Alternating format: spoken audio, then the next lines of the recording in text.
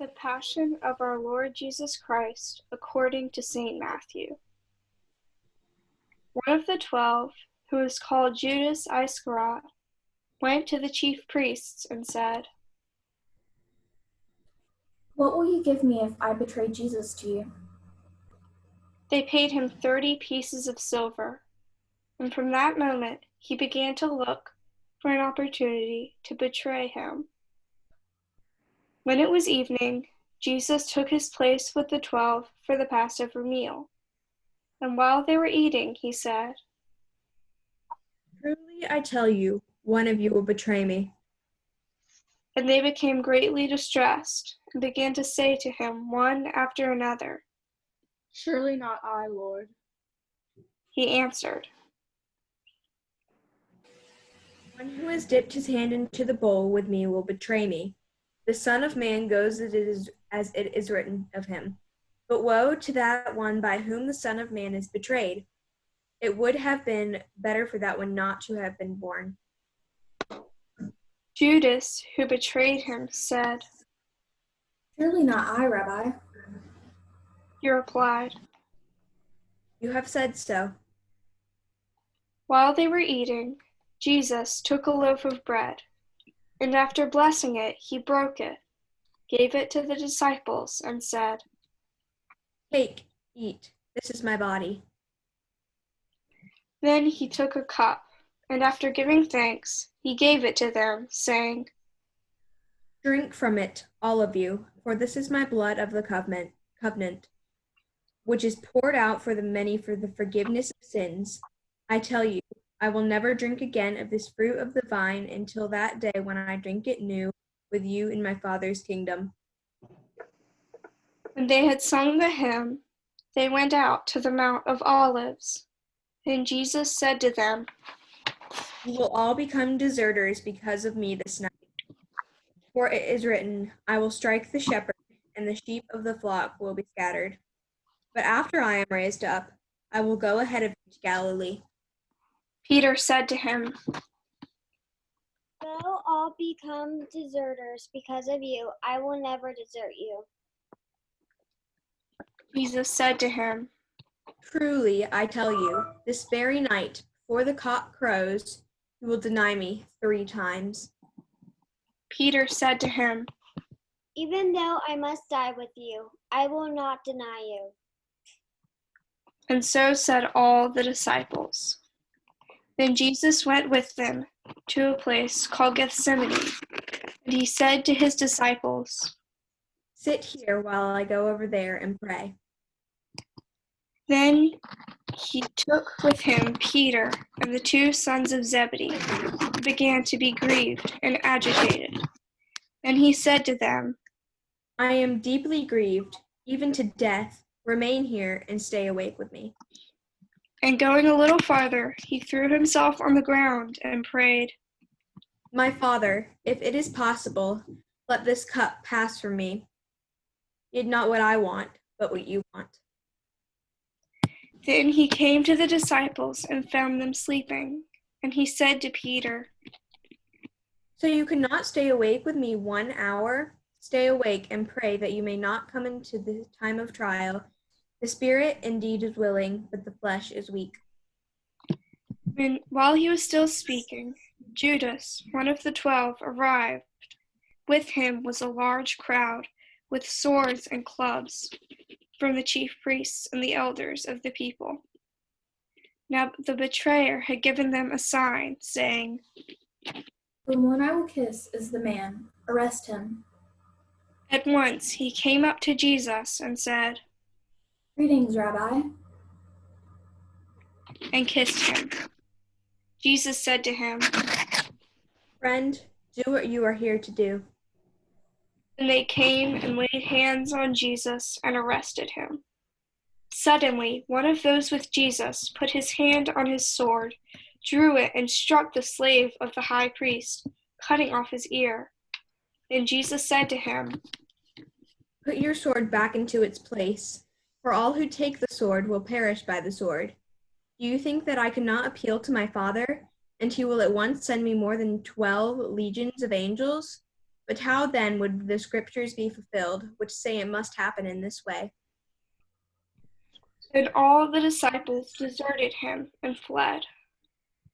Those who had arrested Jesus took him to Caiaphas, the high priest, in whose house the scribes and the elders had gathered. But Peter was following him at a distance, as far as the courtyard of the high priest. And going inside, he sat with the guards in order to see how this would end.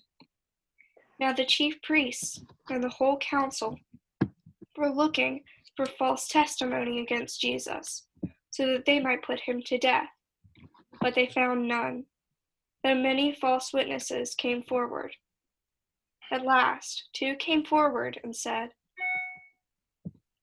This fellow said, I am able to destroy the temple of God and to build it in 3 days. The high priest stood up and said, Have you no answer? What is it that they testify against you? But Jesus was silent. Then the high priest said to him, I put you under oath before the living God. Tell us if you are the Messiah, the Son of God. Jesus said to him, You have said so, but I tell you, from now on you will see the Son of Man seated at the right hand of power and coming on the clouds of heaven. Then the high priest tore his clothes and said, He has blasphemed. Why do we still need witnesses? You have now heard his blasphemy. What is your verdict? They answered. He deserves death. Then they spat in his face and struck him, and some slapped him, saying, Prophesy to us, you Messiah. Who is it that struck you? Now Peter was sitting outside in the courtyard. A servant girl came to him and said, You also were with Jesus the Galilean. But he denied it before all of them, saying, I do not know what you are talking about. When he went out to the porch, another servant girl saw him, and she said to the bystanders, This man was with Jesus of Nazareth. Again he denied it with an oath. I do not know the man. After a little while, the bystanders came up and said to Peter,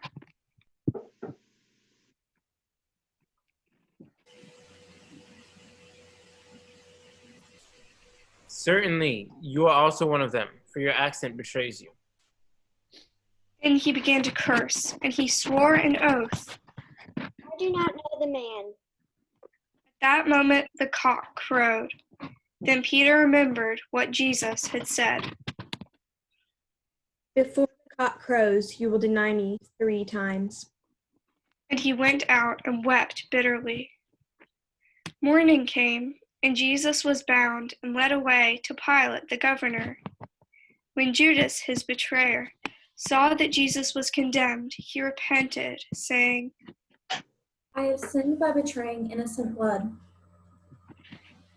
Throwing down the pieces of silver in the temple, he departed, and he went and hanged himself. Now Jesus stood before Pilate, who asked him, Are you the king of the Jews? Jesus said, You say so. but when he was accused by the chief priests and the elders, he did not answer. Then Pilate said to him, Do you not hear how many accusations they make against you? But he gave him no answer, not even to a single charge, so that the governor was greatly amazed. Now, at the festival, the governor was accustomed to release a prisoner for the crowd, anyone whom they wanted. At that time, they had a notorious prisoner called Jesus Barabbas. So after they had gathered, Pilate said to them, Whom do you want me to release for you? Jesus Barabbas or Jesus who is called the Messiah? For he realized that it was out of jealousy that they had handed him over. While he was sitting on the judgment seat, his wife sent word to him, Have nothing to do with that innocent man, for today I have suffered a great deal because of a dream about him. Now the chief priests and the elders persuaded the crowds to ask for Barabbas and to have Jesus killed. The governor again said to them, "Which of the two do you want me to release for you?" and they said, Barabbas. Pilate said to them, "Then what should I do with Jesus who is called the Messiah?" all of them said. Let him be crucified. Then he asked, "Why? What evil has he done?" but they shouted all the more. Let him be crucified. So when Pilate saw that he could do nothing, but rather that a riot was beginning, he took some water and washed his hands before the crowd, saying, "I am innocent of this man's blood. See to it yourself." Then the people as a whole answered, His blood on us and our children. So he released Barabbas for them, and after flogging Jesus, he handed him over to be crucified. Then the soldiers of the governor took Jesus into the governor's headquarters, and they gathered the whole cohort around them. They stripped him and put a scarlet robe on him, and after twisting some thorns into a crown, they put it on his head. They put a reed in his right hand and knelt before him and mocked him, saying, Hail, King of the Jews. They spat on him and took the reed and struck him on the head. After mocking him, they stripped him of the robe and put his own clothes on him. Then they led him away to crucify him. As they went out, they came upon a man from Cyrene named Simon. They compelled this man to carry his cross. And when they came to a place called Golgotha, which means place of a skull, they offered him wine to drink, mixed with gall. But when he tasted it, he would not drink it. And when they had crucified him, they divided his clothes among themselves by casting lots. Then they sat down there and kept watch over him. Over his head they put the charge against him, which read, "This is Jesus, the King of the Jews." Then 2 bandits were crucified with him, one on his right and one on his left. Those who passed by derided him, shaking their heads and saying, "You who would destroy the temple and build it in 3 days, save yourself. If you are the Son of God, come down from the cross." In the same way, the chief priests, the scribes, and the elders were mocking him, and the bandits who were crucified with him also taunted him. From noon on, darkness came over the whole land until 3 in the afternoon. And about 3 o'clock, Jesus cried with a loud voice, Eli, Eli, lama sabachthani? that is, My God, why have you forsaken me? At once one of them ran and got a sponge, filled it with sour wine, put it on a stick, and gave it to him to drink. Then Jesus cried again with a loud voice and breathed his last. At that moment, the curtain of the temple was torn in 2, from top to bottom. The earth shook, and the rocks were split. Now when the centurion and those with him, who were keeping watch over Jesus, saw the earthquake and what took place, they were terrified and said, "Truly this man was God's son." Many women were also there, looking on from a distance. They had followed Jesus from Galilee and had provided for him. Among them were Mary Magdalene, and Mary, the mother of James and Joseph, and the mother of the sons of Zebedee. When it was evening, there came a rich man from Arimathea named Joseph, who was also a disciple of Jesus.